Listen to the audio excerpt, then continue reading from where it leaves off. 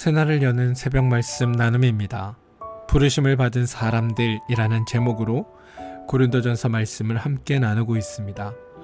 오늘은 고린도전서 43번째 말씀입니다. 함께 나눌 본문은 고린도전서 1장 1절로부터 5절과 22절로부터 25절 말씀입니다. 말씀 범위는 1장 44장 1절로부터 25절까지입니다. 그래 여러분 시간 되실 때 이 말씀을 꼭 한번 읽어봐 주시기를 부탁드립니다. 사랑을 추구하며 신령한 것들을 사모하되 특별히 예언을 하려고 하라. 방언을 말하는 자는 사람에게 하지 아니하고 하나님께 하나니 이는 알아듣는 자가 없고 영으로 비밀을 말함이라. 그러나 예언하는 자는 사람에게 말하여 덕을 세우며 권면하며 위로하는 것이요 방언을 말하는 자는 자기의 덕을 세우고 예언하는 자는 교회의 덕을 세우나니 나는 너희가 다 방언 말하기를 원하나 특별히 예언하기를 원하노라. 만일 방언을 말하는 자가 통역하여 교회의 덕을 세우지 아니하면 예언하는 자만 못하니라. 그러므로 방언은 믿는 자들을 위하지 아니하고 믿지 아니하는 자들을 위하는 표적이나 예언은 믿지 아니하는 자들을 위하지 않고 믿는 자들을 위함이니라. 그러므로 온 교회가 함께 모여 다 방언으로 말하면 알아듣지 못하는 자들이나 믿지 않은 자들이 들어와서 너희를 미쳤다 하지 아니하겠느냐. 그러나 다 예언을 하면 믿지 않은 자들이나 알지 못하는 자들이 들어와서 모든 사람에게 책망을 들으며 모든 사람에게 판단을 받고 그 마음에 숨은 일들이 드러나게 되므로 엎드려 하나님께 경배하며 하나님이 참으로 너희 가운데 계신다 전파하리라.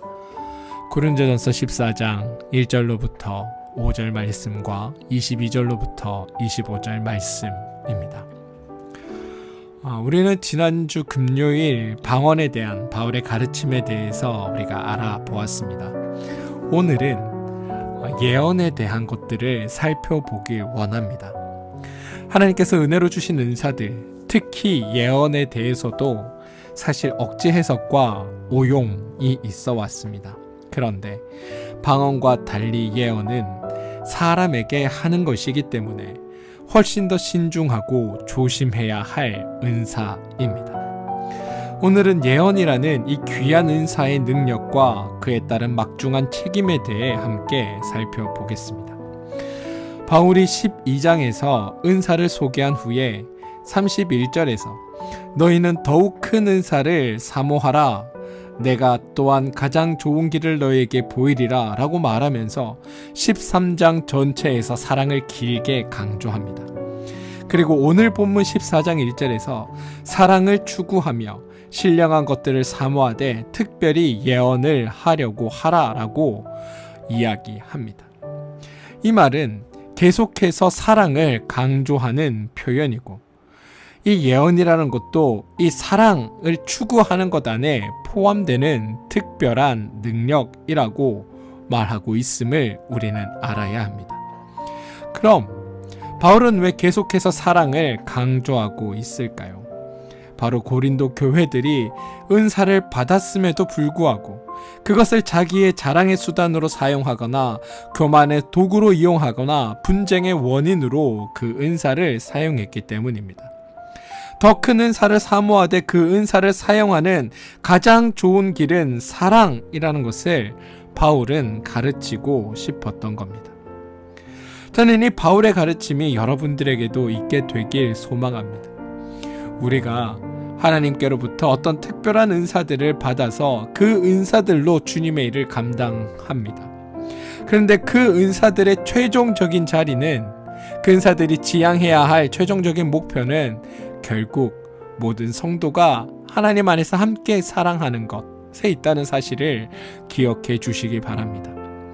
은사든 하나님으로부터 받은 은혜든 그것이 무엇이든 간에 우리의 결말은 하나님께서 주신 그 사랑을 가지고 우리도 서로 함께 사랑하며 살아가는 것, 그게 하나님께서 우리에게 주신 은사의 목적이며 우리가 행해야 할 최종적인 자리라는 것, 저는 여러분들이 그 사실을 기억해 주시길 부탁드립니다. 바울은 더욱 큰 은사를 사모하되 그 은사를 사용하는 가장 좋은 길은 사랑이다 라는 것을 우리에게 가르치듯이 우리 또한 그 사실을 유념하고 살아가야 합니다. 우리 기독교인들은 더욱더 하나님의 주신 은혜의 중요성을 강조해야 하고, 여기에는 예언에 대한 것도 마찬가지입니다.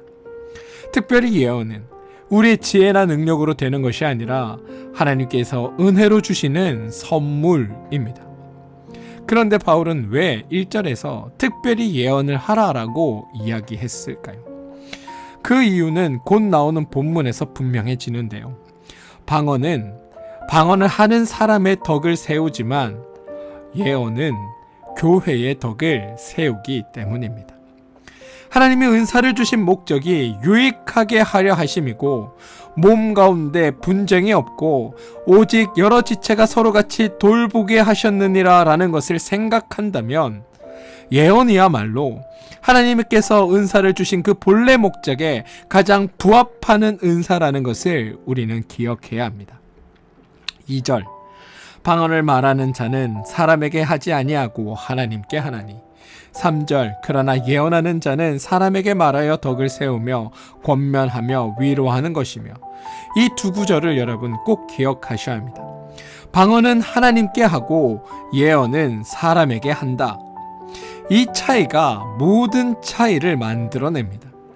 그래서 예언을 말하는 사람은 방언을 말하는 사람보다 훨씬 더 신중해야 하고, 훨씬 더 조심해야 하며, 훨씬 더 섬세해야 합니다.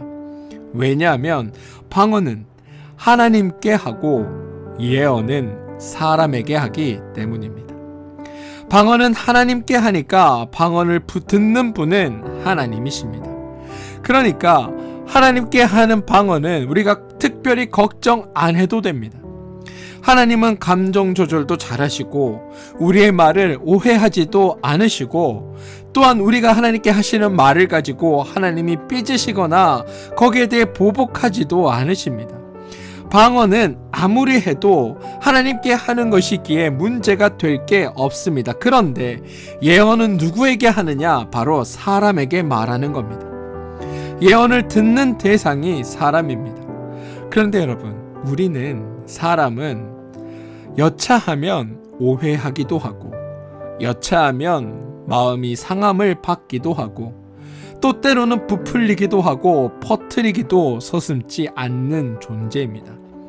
그러니까 방언을 하는 사람들은 하나님께 하는 거니까 마음껏 얼마든지 편하게 마음 놓고 해도 되지만, 예언은 사람에게 하는 거니까 무엇보다도 신중해야 하고, 또한 조심해야 하고, 또한 섬세하게 이 예언을 말할 수 있어야 하는 겁니다. 예언은 덕을 세우며 권면하며 위로하는 것이라고 했는데, 정말 신중하게, 정말 조심스럽게 이 예언을 하지 않으면 덕을 세우기는 고사하고, 권면하기는 고사하고, 위로하기는 고사하고, 그 반대가 될 가능성이 훨씬 많아집니다. 그러니 예언하는 자들은 신중하고 또 신중하고 또 조심하고 또 조심하고 섬세히 이 예언을 할 수 있어야 합니다. 바울은 예언은 사람이 알아듣게 해야 한다는 것을 수차례 반복해서 강조합니다. 방언은 어차피 사람이 못 알아듣는다고 합니다. 예언은 사람이 알아듣습니다. 그런데 예언을 했는데 만약 사람이 못 알아듣는다면 이건 뭐가 문제냐 하면 7절, 혹필이나 거문고와 같이 생명 없는 것이 소리를 낼 때 그 음의 분별을 나타내지 아니하면 필이 부는 것인지 거문고 타는 것인지 어찌 알게 되리요. 지금 바울은 듣는 사람이 잘 들어야 돼. 듣고 나서 이게 필이구나, 듣고 나서 이게 거문고구나, 네가 잘 구분해야 돼, 이렇게 말하는 것이 아닙니다. 바울은 말하는 사람이 잘 말해야 한다라고 이야기하고 있는 겁니다. 무슨 말이냐? 피리 부는 사람은 내가 지금 피리를 불고 있습니다. 검은고를 타는 사람은 내가 지금 하는 것이 검은고입니다 라고 구분이 잘 되게 나타내야 한다는 겁니다. 8절 만일 나팔이 분명하지 못한 소리를 내면 누가 전투를 준비하리요. 이 말은 여러 소리가 있는데 네가 귀담아 잘 들어서 이게 무슨 신호인지 네가 잘 알아차려야 되라며 듣는 사람의 얘기를 하는 것이 아니라 나팔 부는 사람이 정확하게 불어야 한다는 겁니다. 9절도 마찬가지입니다. 이와 같이 너희도 혀로서 알아듣기 쉬운 말을 하지 아니하면 그 말하는 것을 어찌할리요. 이는 허공에다 말하는 것이라. 10절과 11절도 비슷한 이야기입니다. 이같이 세상에 소리의 종류가 많으나 뜻없는 소리는 없나니 그러므로 내가 그 소리의 뜻을 알지 못하면 내가 말하는 자에게 외국인이 되고 말하는 자도 내게 외국인이 되리니. 보시면 여러분, 방언을 말하는 사람은 이런 거 신경 안 써도 됩니다. 왜? 방언은 하나님께 하는 것이니까 하나님이 우리의 말을 분별하고 구별하여 찰떡같이 알아듣는 분이니까. 그런데 예언은 사람에게 하는 거기에 사람이 알아듣게 해야 한다라고 바울이 이렇게 강조하고 있다는 겁니다. 그리고 바울이 예언은 사람에게 하는 것이라고 강조하는 까닭이 있습니다. 4절인데요. 방언을 말하는 자는 자기의 덕을 세우고 예언하는 자는 교회의 덕을 세우나니. 다시 말해 방언에 대해서는 자기의 덕을 세운다라고 말하고 예언에 대해 언급할 때는 계속해서 교회의 덕을 세운다는 것을 강조하고 있기 때문입니다. 12절 그러므로 너희도 영적인 것을 사모하는 자인즉 교회의 덕을 세우기 위하여 그것이 풍성하기를 구하라. 그렇게 신중하고 또 조심하면서 덕을 세우는 역할까지 가야 되는 것, 이게 예언을 조심히 해야 하는 까닭임과 동시에 우리가 예언하기를 구해야 하는 이유라고 바울은 얘기하고 있다는 겁니다. 따라서 여러분 정리해보면 하나님의 말씀을 할 때는 사람에게 하는 거고 사람에게 할 때는 알아듣게 해야 하고 알아듣게 할 때는 덕을 세우도록 해야 합니다. 저와 여러분이 하나님의 말씀을 언급하는 경우가 종종 있습니다. 성경 구절을 인용하기도 하고 또는 암송하기도 하면서 하나님의 말씀을 언급할 때가 있습니다. 그런데 가끔 보면 하나님의 말씀을 인용하거나 언급할 때 덕을 세우기보다는 반대로 상대를 비난하거나 상대를 조롱하는 것에 이 말씀을 사용하게 되는 경우들이 있습니다. 그걸 성경은 오용한다라고 말하고 있다는 겁니다. 마치 나는 이해해. 나는 그냥 넘어갈 수 있어. 그런데 성경을 보니까 하나님은 안 그러시더라. 이런 뉘앙스로 말하는 경우 이건 덕을 세우는 게 아닙니다. 우리는 종종 이렇게도 말합니다. 성경에 그런 사람은 저주받는다. 그런데 이렇게 하는 건 말씀을 악용하는 것입니다. 그래서 말씀으로 덕을 세우는 게 아니라 협박하는 것이고 그렇지 않기 위해서 성경에 그런 사람도 은혜를 받습니다라고 이야기해야 덕을 세우고 권면이 되고 위로가 되는 것입니다.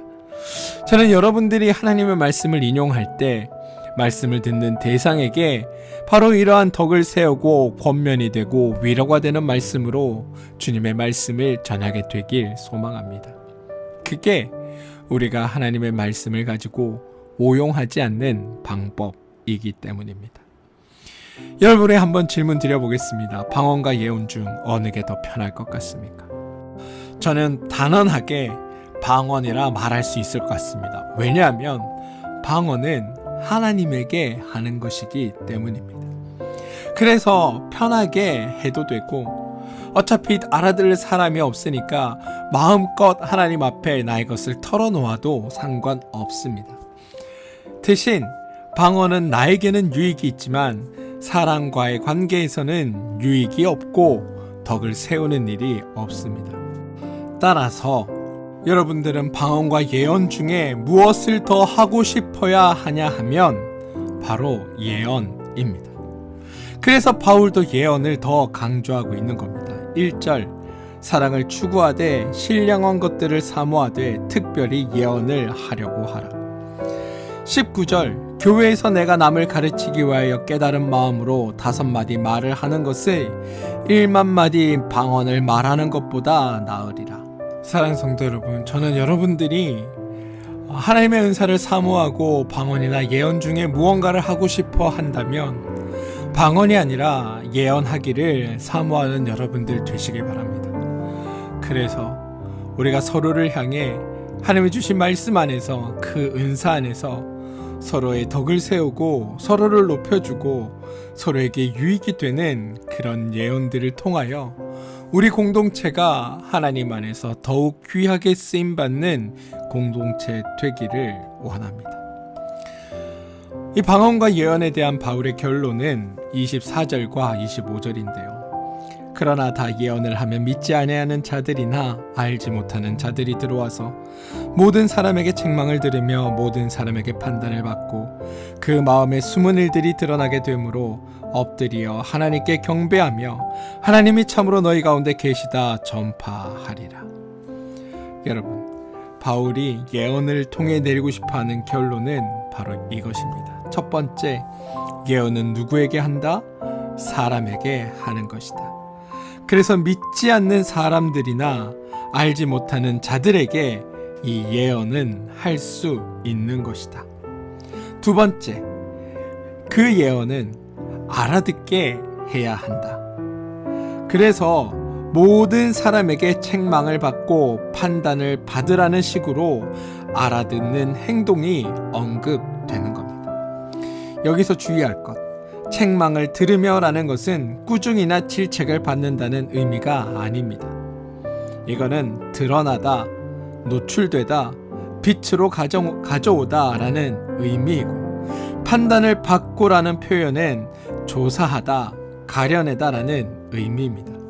그래서 어떤 말이냐 하면 믿지 아니하는 사람이나 알지 못하던 사람이 예언, 즉 하나님의 말씀을 들으면 자신들이 몰랐던 것들이 드러나고 자신들이 잘못 알고 있던 것들이 나타나게 된다.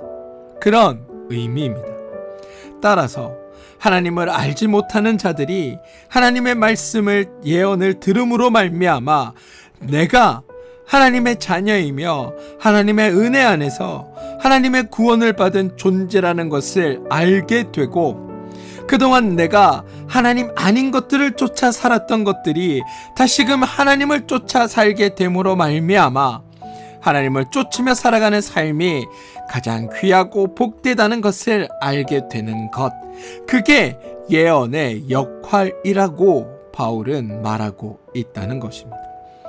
그걸 25절에 바울은 뭐라고 표현하냐 하면 그 마음에 숨은 일들이 드러나게 되므로 라는 말로 표현하고 있습니다. 그렇게 예언을 하게 되면 세 번째 이 예언에 대한 반응이 나오는데요. 즉 죄인의 어리석음, 죄인의 무지, 죄인의 한계가 드러나고 반대로 죄인들을 향한 하나님의 사랑과 하나님의 은혜와 하나님의 긍휼이 드러날 때 25절 마지막 엎드려 하나님께 경배하며 하나님이 참으로 너희 가운데 계시다 전파하리라고 하는 일들이 우리 가운데 이루어진다라는 게 예언의 역할이라는 겁니다. 사랑하는 성도 여러분, 예언, 미래의 것을 말하는 것이 아닙니다. 예언, 앞으로 일어날 어떤 일들을 알려주는 게 아닙니다. 예언의 핵심은 하나님께서 행하신 일들과 하나님의 이루신 일들을 우리 안에 깨닫게 하고 발견하게 함으로 하나님 앞에 엎드려 하나님을 경배하고 하나님이 참으로 우리의 하나님이시다, 그분이 우리와 함께 하시다라는 것을 고백하는 것, 이게 예언의 역할이며 그게 우리 안에 덕을 세워가는 일이라고 성경이 말하고 있음을 저는 여러분들이 기억하시고 이 예언을 여러분의 삶에서 행하며 나타내며 고백하며 드리며 살아가는 여러분들 되시길 소망합니다. 하나님의 말씀, 진리의 말씀을 전해주면 그 마음에 숨은 일들, 즉 죄의 사고방식이 드러나는 것입니다. 하나님의 기준과 죄의 기준이 다르고 하나님의 원리와 죄의 원리가 다르고 하나님의 가치와 죄의 가치가 다르고 하나님의 개념과 죄의 개념이 달라. 우리가 그것을 깨닫게 되고 하나님의 가치와 하나님의 원리와 하나님의 뜻을 따르게 되는 것, 그게 예언의 핵심이라는 것. 저는 그 사실을 여러분들이 기억해 주시기 바랍니다. 하나님께 드러나지 않을 때는 다 자기들이 옳은 줄, 자기들이 맞는 줄 알고 살았는데 하나님의 복음이, 하나님의 진리가 딱 드러나면 그때서야 우리가 틀린 거였구나, 우리가 잘못된 거였구나, 우리가 어리석은 거였구나 라며 정달하게 다 밝혀지게 되고, 그게 밝혀짐으로 죄인들의 사고와 죄인들의 가치와 죄인들의 인식이 하나하나 교정되고 하나하나 바로 잡히게 되는 것, 그 역할을 예언이라는 것이 하고 있다는 것을 여러분들이 기억해 주시기를 부탁드립니다. 마지막으로도 예언에 대해 한 가지만 더 말씀드리겠습니다. 바울은 여러분, 예언의 사용에 대해서도 구체적인 지침을 제시합니다. 오늘 읽은 말씀은 아닌데요. 29절, 예언하는 자는 둘이나 셋이나 말하고 다른 이들은 분별할 것이요. 30절, 만일 곁에 앉아있는 다른 이에게 계시가 있으면 먼저 하는 자는 잠잠할지어다. 예언도 질서 있게 해야 한다라고 말하고 있습니다. 회의 중에 한 사람이 이야기하고 있는데 이쪽 저쪽에서 자기들의 이야기를 하고 있다면 회의가 제대로 진행될 수 없는 것과 마찬가지입니다. 31절, 너희는 다 모든 사람에게 배우게 하고 모든 사람으로 권면을 받게 하기 위하여 하나씩 예언할 수 있느니라. 32절, 예언하는 자들의 영은 예언하는 자들에게 제재를 받나니, 다시 말해 예언은 분별을 받아야 한다는 겁니다. 이 예언이 다 하나님께서 주신 것인지, 이 내용이 성경과 일치하는 것인지, 또 교회의 덕을 세우는 것인지를 분별할 수 있어야 한다는 겁니다.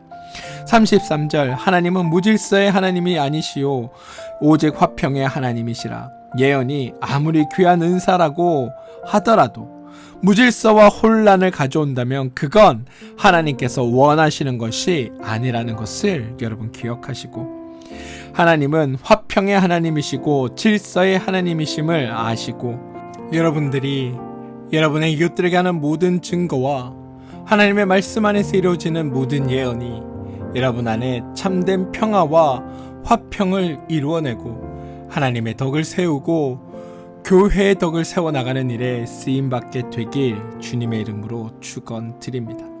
사랑하는 성도 여러분, 예언이든 어떤 은사이든 모든 선물은 하나님께서 우리를 유익하게, 성도를 행복하게 하려고 은혜로 주시는 선물입니다. 그러니 여러분, 예언하십시오. 다만 성경의 가르침대로 사람에게 하는 예언이기에 덕을 세우고 권면하고 위로할 수 있도록 신중하고 조심스럽게 예언을 하시기 바랍니다. 하나님이 은혜를 주신 이유는, 하나님이 은사를 주신 이유는 성도가 행복하도록, 그래서 은혜와 은사를 받았을 때 하나님의 마음과 심정으로 서로 사랑하며 살아가도록, 그리고 그렇게 살아갈 때 행복이 구현되고 행복이 누려지는 것임을 기억하시고, 하나님이 주시는 그 예언의 은사를 사모하셔서 하나님이 주시는 그 말씀을 가지고 사랑의 덕을 세워가고 교회의 덕을 세워가는 그런 여러분들 되어주시길 주님의 이름으로 축원드립니다. 함께 기도하겠습니다. 주님, 예언은 교회의 덕을 세우고 권면함을 위로를 하기 위한 하나님의 귀한 선물임을 알게 하심에 감사합니다. 예언의 은사를 주신 분들은 더욱 신중하고 조심스럽게 이 예언의 은사를 사용하게 하시고, 이 예언을 통해 항상 덕을 세우고 권면하며 위로하는 목적으로 사용하게 하여 주옵소서. 하나님의 말씀을 전할 때 협박이나 정죄의 도구가 아니라 은혜와 사랑의 통로가 되게 하여 주시고, 우리의 세계관과 사고방식이 죄의 기준에서 하나님의 기준으로 변화되어 참된 그리스도인의 삶을 사는 우리가 되게 하여 주시옵소서. 하나님의 말씀이 우리 마음의 숨은 죄의 사고방식을 드러내고 그것을 하나하나 교정하며 바로잡아 주시는 말씀임을 기억하게 하시고, 예언으로 인한 분쟁과 갈등이 아니라 화합과 연합과 사랑이 넘치는 그런 교회 되게 하여 주옵소서. 하나님이 참으로 우리 가운데 계시다는 고백이 우리 입술에서 나오게 하여 주옵소서. 예수님의 이름으로 기도합니다. 아멘.